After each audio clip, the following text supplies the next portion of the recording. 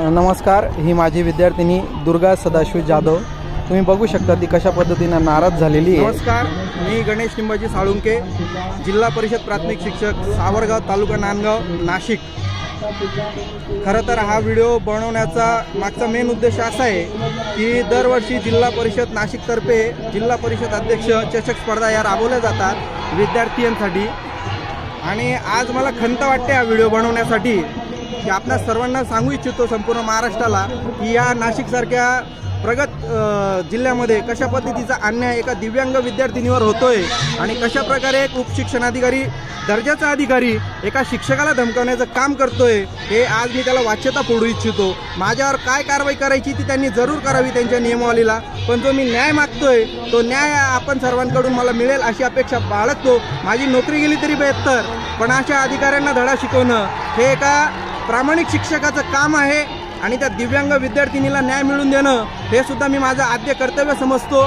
म्हणून हा व्हिडिओ बनवण्यामागचा हेतू आहे। तर परिस्थिती अशी आहे की माझी 7वीची विद्यार्थिनी दुर्गा सदाशिव जाधव ही एका तांड्यातली विद्यार्थिनी बंजारा समाजाची, जिचा नांदगाव तालुक्यातून 100 मीटर धावण्यामध्ये प्रथम क्रमांक आणि आज तिचा नाशिकमध्ये दिनांक 6/2/2024 रोजी मीनाताई ठाकरे स्टेडियम पंचवटी या ठिकाणी तिचा जिल्हा स्तरावरती आज स्पर्धेचा भाग होता। आणि आम्ही थोडा अर्धा एक तास उशीर झाल्यामुळे, कारण तोही आम्ही मुद्दाम नाही केला, तर ट्रेन लेट झाल्यामुळे, कारण ग्रामीण भागातून येताना अनेक अडचणींना सामोरं जावं लागतं, वेळेवरती बस मिळत नाहीत, कधी ट्रेन लेट होते। आता हा दोष आमचा नसून आम्ही आयोजकांना समजून सांगण्याचा प्रयत्न केला की आम्हाला एक संधी द्या, आम्ही नंबरसाठी आलेलो नाही आहोत, पण आयोजकांनी आमची भूमिका मान्य न करता आम्हाला तेथून हाकलून लावले व तुम्हाला काय करायचं ते करा।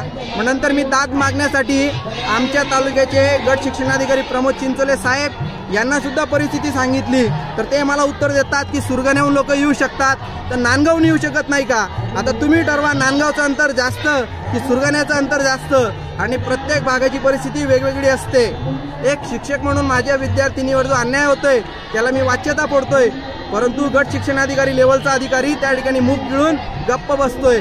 आणि त्यानंतर मी उपशिक्षणाधिकारी कोळी साहेबांकडे गेलो दाद मागण्यास, तर त्यावेळेस त्यांनी माझी बाजू न ऐकून घेता उलट मला माझं नाव विचारताय, माझी शाळा विचारतायत आणि प्रथम तुमची चौकशी करावी लागेल अशा पद्धतीने मला दमदाटी करण्याचा ते प्रयत्न करत होते।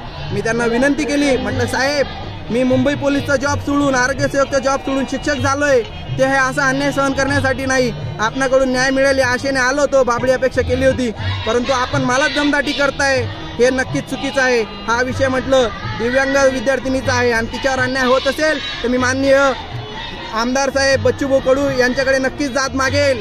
तर ते म्हणाले तुम्ही मोठे माणसं झाले, आम्ही लहान माणसं आहोत तुमच्या समोर, अशा पद्धतीची त्यांनी त्या ठिकाणी मला स्टेटमेंट दिलेलं आहे। आता मला हा व्हिडिओ बनवण्यामागची माझी भूमिका तुम्हाला समजली असेल की हे अधिकारी वर्ग एखाद्या शिक्षकाला डावलण्याचं, त्याला धमकावण्याचं कशा पद्धतीने काम करतात हे आपण बघावं। मला कुठलीही भीती नाही, कुठलाही मला त्रास होईल याचं मी परिणामाची चिंता बाळगत नाहीये, कारण सत्य बोलण्यासाठी आपण कधी घाबरलं नाही पाहिजे। आणि म्हणूनच हा व्हिडिओ बनवण्याचा माझा उद्देश आहे की एका दिव्यांग विद्यार्थिनीवर हा अन्याय होतोय। खेड्यापाड्यातले विद्यार्थी जर जिल्हा स्तरावर येत असतील आणि 9 वाजेचं टायमिंग देऊन जर ते सांगत असतील, अहो खेड्यापाड्याची परिस्थिती समजून घ्या, त्या भागात बसेस असतात का नाही असतात याची सुद्धा आपण काळजी घेणं गरजेचं आहे। आणि उलट आपण अधिकारी झालात म्हणून उर्मट भाषा वापरणार, दमदाटी करणार, हे कोणत्या कायद्यात बसतं, हे कोणत्या संविधानात लिहिलेलं आहे हे पण मला सांगावं। एक शिक्षक म्हणून माझी भूमिका या ठिकाणी मांडतोय।